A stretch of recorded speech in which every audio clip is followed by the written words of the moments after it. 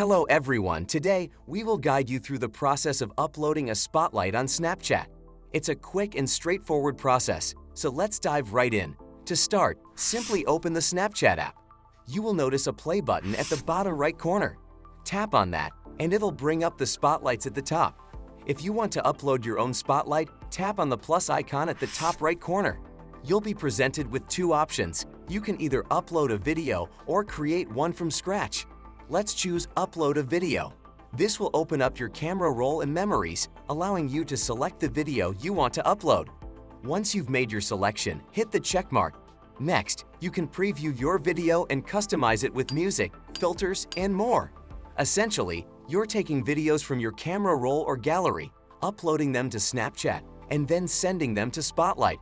If you're ready to post it, ensure the Spotlight option is checked at the top. And you can also add a description, topic, tags, etc. Finally, hit the share or send button at the bottom right and your spotlight will be posted. I hope this guide was helpful. If you have any questions, feel free to leave them in the comments below. See you in the next one.